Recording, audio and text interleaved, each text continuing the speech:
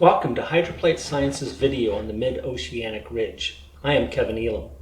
If you have not watched our Hydroplate Science introduction video, you may want to watch that video for an overview of Dr. Walt Brown's hydroplate theory, which includes a description of how the Mid-Oceanic Ridge, or Ocean Ridge, was formed. The purpose of this video is to go into more depth into this unique feature of the Earth and why the conventional explanations for this feature fall short, and why Walt Brown's hydroplate theory explains the most compelling explanation for the ocean ridge. Exactly what is the ocean ridge? It is only the world's longest mountain range, 46,000 miles long. This mountain range is also unique in that it rises from the ocean floor and is composed of a rock called basalt. Looking at a map of the world with the ocean water removed, you can see the unique features of the ocean ridge. Notice that it does generally lie in the middle of the ocean floor. Why? The ridge runs in one long continuous meandering path until it intersects itself in a T in the Indian Ocean. Why? The ridge seems to continue underneath the western edge of North America and the Arabian Peninsula. Why?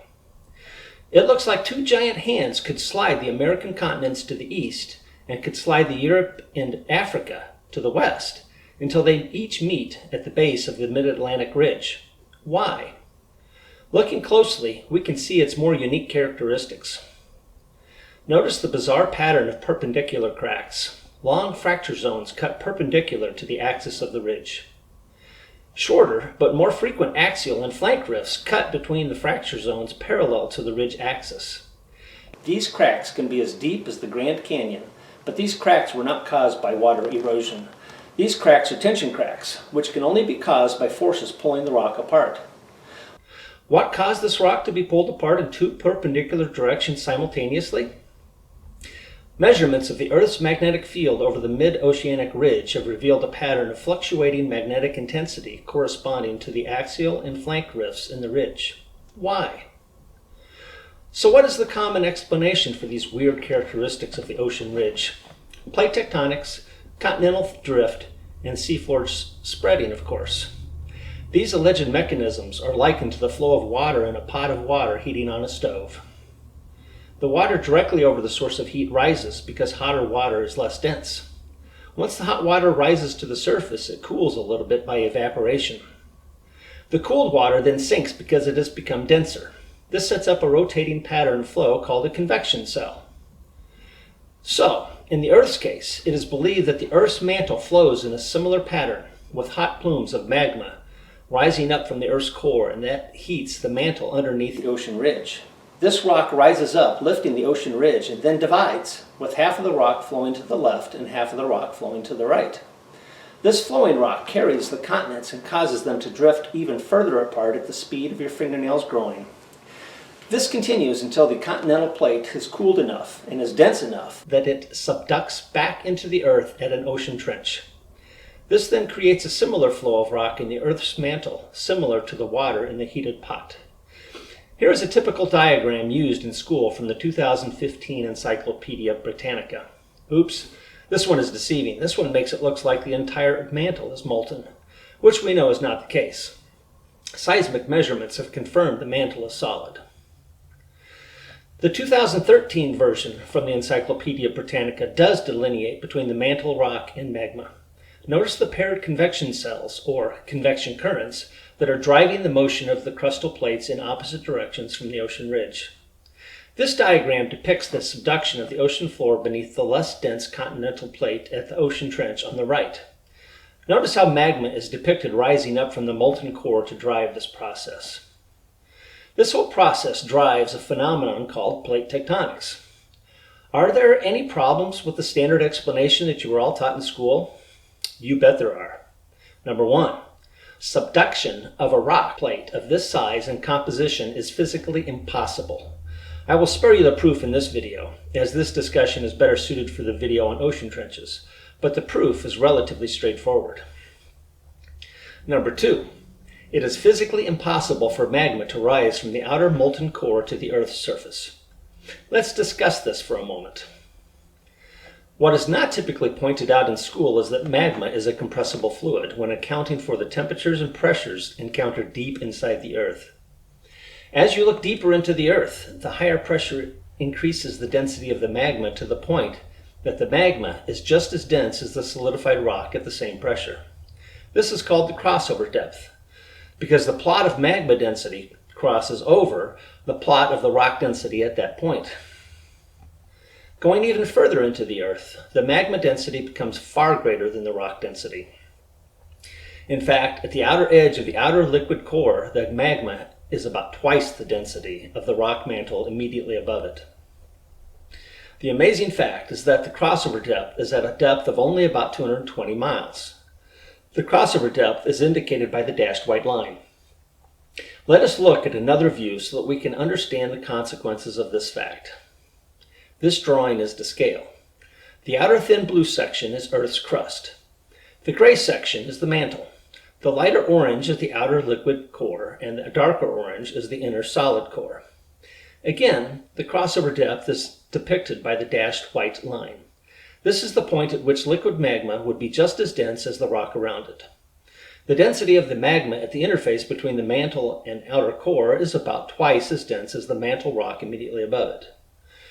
This means that any rock that melts at a depth above the crossover depth will rise to the surface, provided that there are cracks available in the rock to provide a path. This also means that any rock that melts, or pre-existing magma, at a depth below the crossover depth will sink to the core, provided that there are cracks available in the rock to provide a path. Most importantly, you can see that the idea of magma from the liquid outer core rising to Earth's surface is purely myth. It does not work like this. There are other problems or questions with the traditional explanations. What explains the two sets of perpendicular tensile cracks in the ocean ridge? No satisfactory mechanism has been offered for the perpendicular fracture zones. As for the parallel axial and flank rifts, if the ridges are caused by mass pushing up at the center of the ridge, the rock would be in compression, not tension. If one wanted to claim the plate was being pulled away from the ridge by the sinking end of the subducting plate, once the pulling force was great enough to crack the plate in tension, the crack would break all the way through due to the stress concentrations and no further pulling would occur. If, as plate tectonics claims, material is rising at the ridge and diving at the trenches, then what is happening at the three locations where a ridge intersects a trench? Is the rock going both up and down simultaneously? According to plate tectonics, plates move parallel to fracture zones, but sometimes fracture zones are out of parallel. Can a train run on tracks that are not parallel? Consider the T intersection in the Indian Ocean. Which way is the plate moving at the T? Is it moving this way or that way? Temperature differences inside the Earth are claimed to be the driving force behind plate tectonics. While if plate tectonics have been in operation for as long as claimed, why hasn't heat convection smoothed out the temperature differences within the Earth? We know that solids, especially highly compact solids, transfer heat quite readily. After all this time, why are there still hot spots and cold spots in the Earth? The standard explanation has been that there are clumps of radioactive material in the Earth. But a later video will show why this explanation is not satisfactory. What forces are acting to move these plates in the manner claimed by plate tectonics? What forces are available? Am I supposed to believe that the temperature-induced density difference of the rock making up the red and blue arrows is sufficient to overcome the frictional resistance offered by solid rock? The rock in the upper mantle is referred to by the name asthenosphere, because it is believed this rock behaves like a plastic. A plastic is a substance that is seemingly solid, but can flow like liquid under the influence of a relatively small force over a long period of time. Nobody has ever seen the Earth's mantle. Nobody knows if this mantle rock has low viscosity or not. It is merely presumed, because the plate tectonics theory fails without that presumption. The rock is crystalline. There are molecular bonds holding the atoms in place. While it is true you will hear Walt and I describe deep rock as flowing like putty, this is only because there are forces acting on this rock that exceed its compressive strength. The weight of a stack of granite 5 miles high is so great that it will crush the rock on the bottom, breaking the molecular bonds of the crystalline structure. Just because a rock is under such incredible pressure does not mean these molecular bonds have vanished. Rock is a solid after all. If the rock is under that kind of pressure, but is in a stable configuration, the molecular bonds will still be present. Only if an unbalanced force is applied, exceeding its compressive or tensile strength, will these molecular bonds be broken and allow the rock to deform. So, has anybody calculated the amount of potential energy difference between the stack of rock in the blue arrow and the stack of rock in the red arrow? Have they also calculated the amount of energy necessary to overcome the friction and slide this much rock past each other using known properties of crystalline rock? I have not seen it. No, the low viscosity of mantle rock is merely presumed to be the case. Someone may point out that crustal plates do move about an inch or so per year, generally toward the Pacific Ocean. While this is true, it is also true the movement generally comes in shifts during earthquakes as opposed to continuous smooth drifts. This is an important distinction, which we will discuss in more detail in a future video on the ocean trenches. Some have argued that the Earth was once entirely molten, at which time the convection cells were established. In this way, they bypass the impossibility of rock plate subduction I mentioned previously. The problem is, contrary to what you have been taught in school, the Earth was never entirely molten. Non-reactive elements, such as gold, would never be found at the Earth's surface. Gold is 70% more dense than lead. Granite rock, which is a composite of many minerals of different densities, would be layer-caked if it ever melted and resolidified slowly. Zircon minerals would never have been able to retain their helium, which is formed by alpha decay, if you believe the Earth is billions of years old and had been entirely molten in its early stages. There is a fourth reason, which I don't believe has ever been described in the way in which I am about to describe it. And it is not even rocket science, which just goes to show what can happen when everybody falls into groupthink. At one time, the historical shrinking Earth theory explanation went as follows. If the Earth had been completely molten several billion years ago, its crust would have been formed by the lighter outer surface of the Earth as it cooled and solidified. As time went on, the next subsequent inner layer would cool and solidify. This would continue until the mantle had solidified to its present state. The cooling of each subsequent layer would result in the volume of the Earth constantly shrinking, because the solidified rock is denser than the liquid magma from which it was formed. This action would have created compressive stresses on the shell of the Earth's surface, causing it to wrinkle like the skin of an aging apple.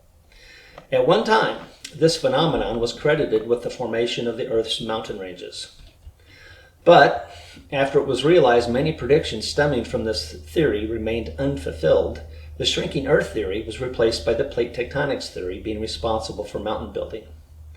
I remember a textbook using the shrinking Earth theory back in grade school to explain Earth's mountains. No, I am not trying to say I'm 100 years old. I am, however, trying to demonstrate that disproven theories are still sometimes taught in school because the science establishment does not like the alternatives. But when the shrinking Earth theory was popular, it was not realized that magma was compressible at very high pressures. Now that the compressibility of magma is understood, and that the crossover depth is at about 220 miles below Earth's surface, the following scenario can be followed to its logical conclusion. The compression of the Earth's crust would only occur up until the time the solidifying mantle reached the crossover depth. After the solidification progressed deeper than the crossover depth, tensile stresses would be placed on the brittle crust. This would continue until the present interface between the mantle and the liquid outer core was reached. The tensile stresses in the latter time period would be significant because the volume of this solidified rock would be nearly twice the volume of the magma from which it was formed.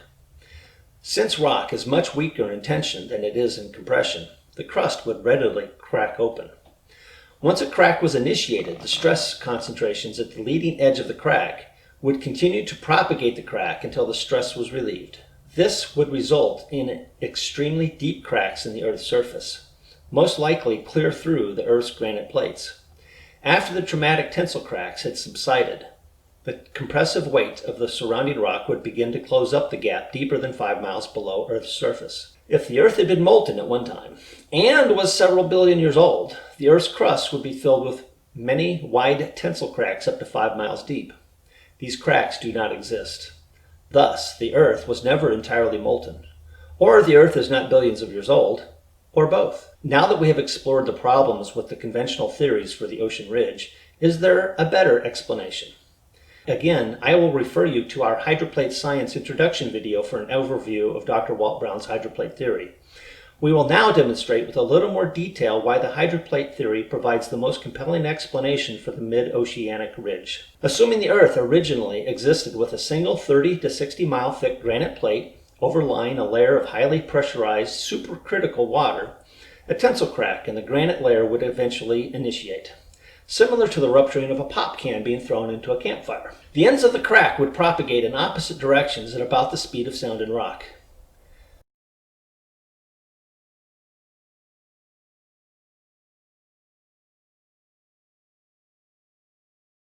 The crack would propagate downward until the pressurized water layer was exposed. The crack would race around the world like the steam of a baseball until it met itself somewhere on the other side of the Earth. The water, being so highly pressurized, would be ejected hypersonically. Because the cliff walls on either side of the new crack stand higher than what the compressive strength of the granite rock can support, the edges of the cliff would crumble away into the ejecting water, eroding the crack ever wider. Once enough overlying granite had been eroded away to reveal a wide crack above the floor, unbalanced pressure from below the floor would buckle the floor up into an arch. In mining terms, this is called rock burst, although most contemporary applications are in underground mines and are not usually oriented in an upward direction. In 1887, a limestone quarry in Yorkshire, England burst upward in the same manner as envisioned for the ocean ridge. In engineering terms, this is called the buckling of a beam in compression. Quick time out. This is just a quick demonstration of a buckling beam in compression. What I have here, well, I'm going to make a very subtle buckling of this beam, this yardstick, because I've been told under pain of death, will I break this yardstick, even though it's one of our not as antique as some of the other yardsticks we have. What we have are the walls of the early crack. It's widened out enough that this beam is about to buckle up. The yardstick is constrained between these two blocks that I have clamped down, and this is being held by the granite rock on the top. When the granite is eroded away to the extent that it can no longer suppress the floor of this crack, the beam buckles up. I told you this would be a subtle bowing of this beam, but basically that's it. The rock was removed from above to the point that the beam could buckle up. Thank you. Another way to think of this is that the mantle immediately below the widened crack was extruded up into the void of the eroded granite plate. Here I am in my shop again, and what I have created in my shop is a crude butter press. Well, it's not a butter press. It's an art time dough press. And I'm going to try to make with this dough the ocean ridge. Now, what I have done is I have a box and I have dough in here, and I put it in this morning, and I was really hoping to have the dough kind of dry on the top and be crusty, and I can get some good cracks in it as I cause the dough to arch up. However, what if you can see with this camera here, I am starting to get some cracks in this just because it's drying out, and a little bit in it's causing the surface to be in a little tension because it's shrinking and it's getting little cracks here. And I want the cracks to be from the pressing up of the arch, not just the drawing. So I'm going to do this tonight. It's still flexible, it's still soft. There have been no dry runs. This is it. This is 3 pounds of dough that we're going to do tonight. Now, this is my press. I'm going to press it in, and it's going to fit in here, and it's going in the middle should extrude upward through my press. And if I cannot press this dough hard enough to get the ridge to pop up, to rise up, I have some help on the way. So without further ado, let's see if we can make the ocean ridge. And let's see how hard I have to press. And I might need that extra help.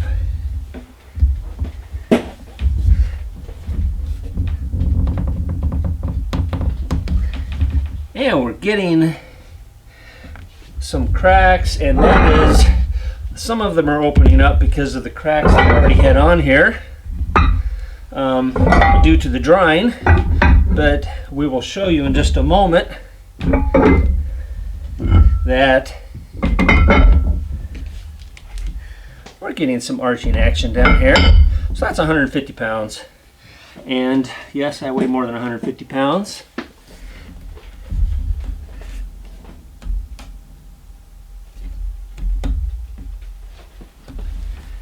And let's see what we've created.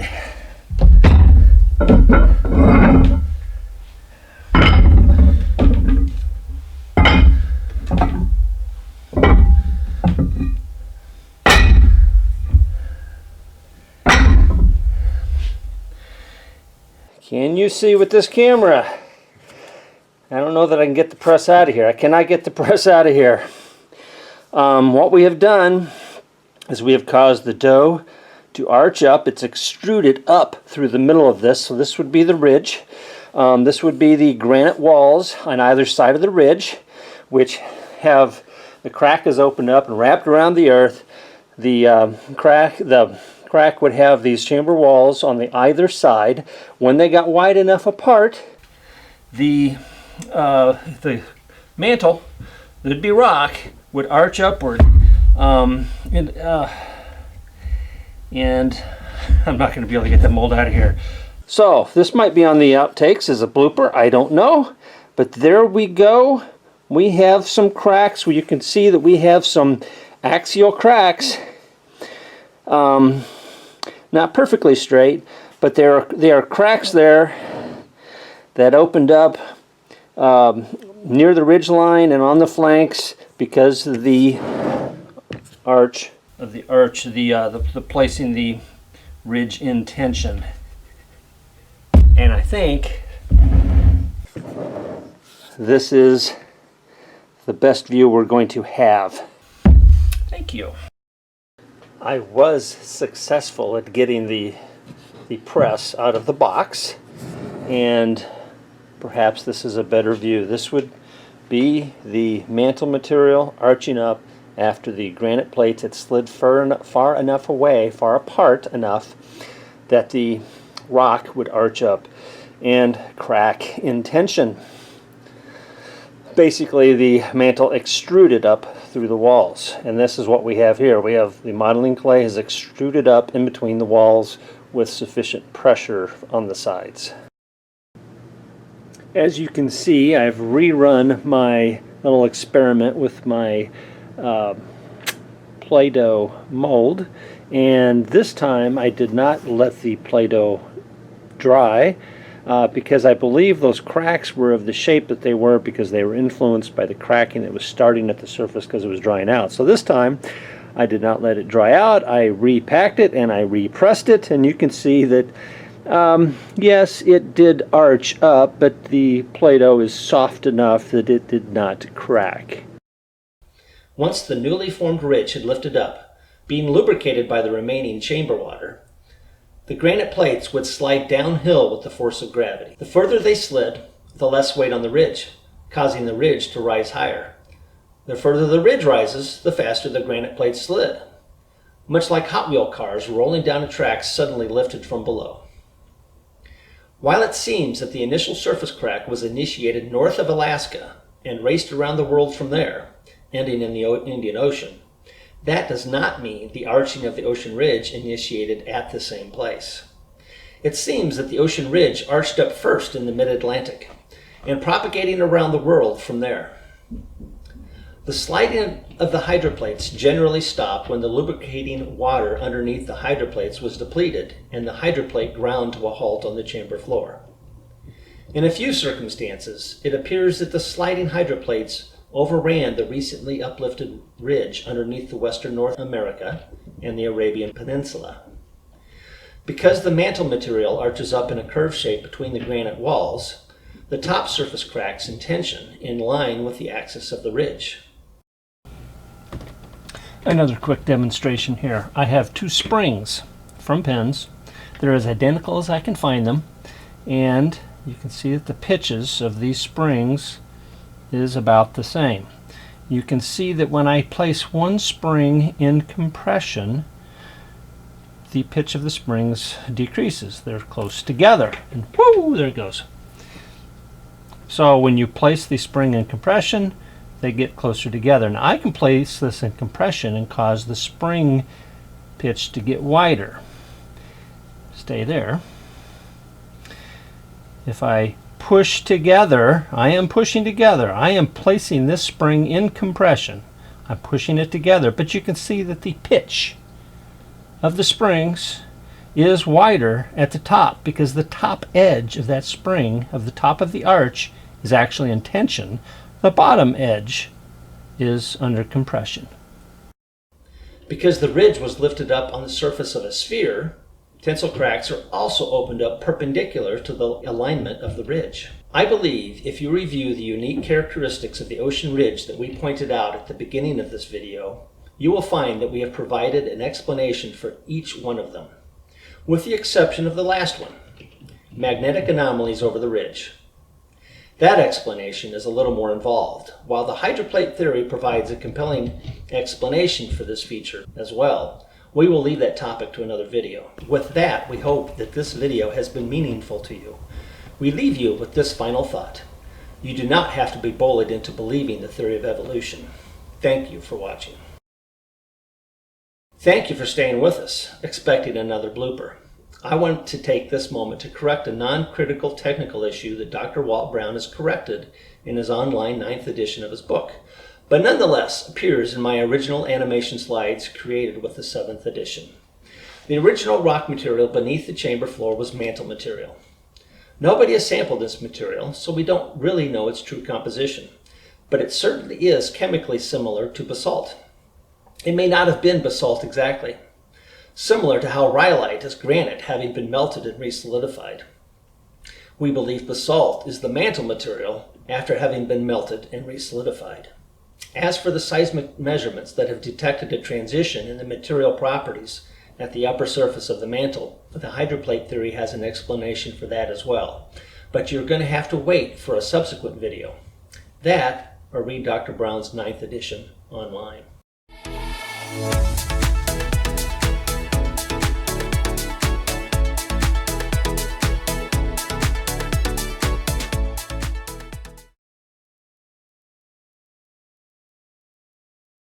They're close together, and whoo, there it goes.